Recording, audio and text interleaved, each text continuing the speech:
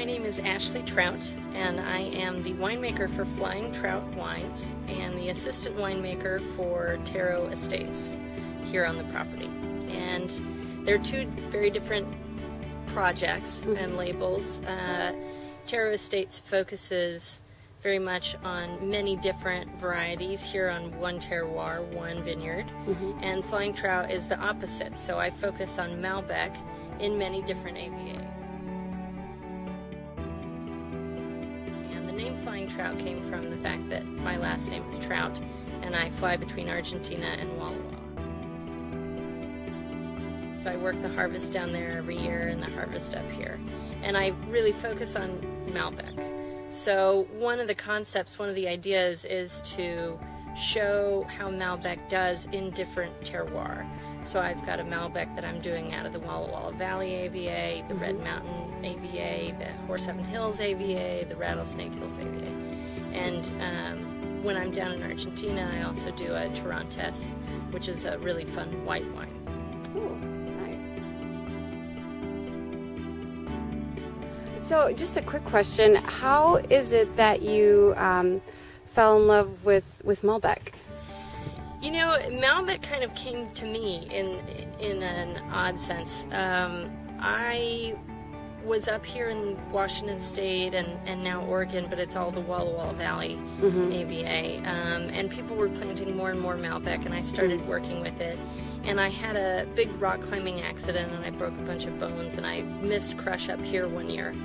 And I was getting better just as it was finishing up. So I started thinking about going down south. And I had always kind of wanted to go to Argentina just because I had friends from there and had heard all about it. So I went to Argentina not for Malbec, but for Argentina and for a bunch of broken bones. Right. And what they had planted there was a lot of Malbec. And so up here it was just sort of fresh and this burgeoning, you know, market and plantings and everything. And then down there it was the exact opposite. So it was fun to just focus on one thing that was doing so many different routes in different places. It just happened. It just kind of happened.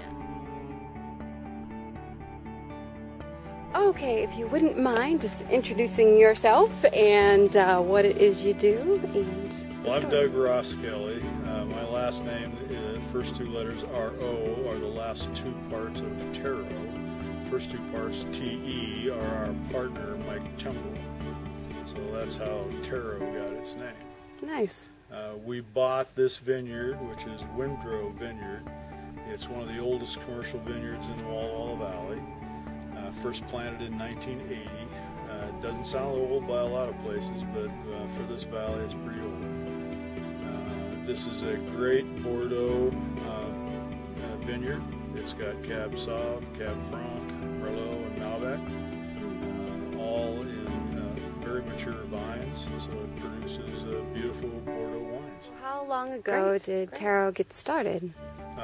We bought this vineyard, closed on it June 1st, 2007. Okay.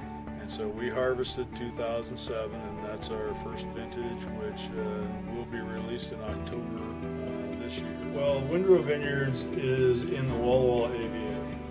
The Walla Walla AVA actually crosses out of Washington and into Oregon. So about 1/3 of the AVA is actually in Oregon, even though everybody thinks of it as Walla Walla being a Washington AVA. We grow half the fruit in the entire AVA is grown on the Oregon side.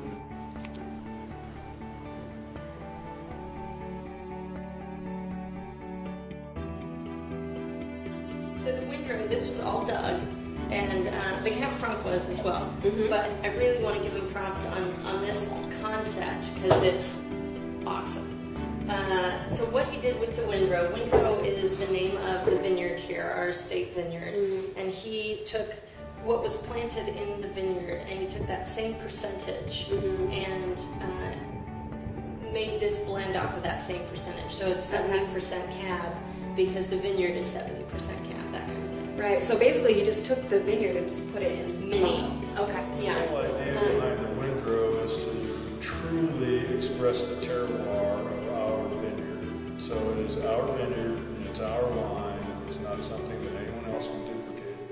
So the fact that it's all harvested together, it lives its entire life together, it gets co-fermented, destemmed, and then right into punches, no extra blending allowed, is what makes that wine very unique to this vineyard, and is a perfect expression of this vineyard's terroir. This is the most elegant wine that we've got going right now. You know what's really interesting? Just initial in the nose, it almost seems a bit like Pinot-esque. Like you get that velvety, if the color purple had a smell sort of vibe going on. It's with brown sugar or something on top of it. It's so interesting. Yeah, it's got some of that brown sugar. It's a lot like it's a lot bigger than a Pinot Noir. Mm-hmm. But I think one thing that you're getting off of that Pinot Noir that I've got at least is just the finesse. Yeah. And you very rarely find a big wine that has finesse, and that's kind of why I was saying it's elegant, because it's very nuanced, very finesse. You pick up lots of different hints sort of in many different places, beginning, middle, and end, and you get perfume and leather and fruit and pepper and all of it kind of hints up, and it's so well balanced that each little finessed part pops up. Well, and it's one thing when a lot of people will, on the palate, they'll say, oh, it has so much depth, so much texture, but when you can smell that before it even, hits your lips, it's pretty impressive. Yeah.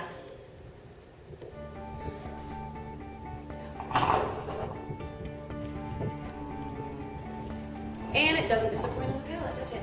Mm-mm. No, this is, it's a great wine. And again, 07 All Estate. It's a gorgeous wine.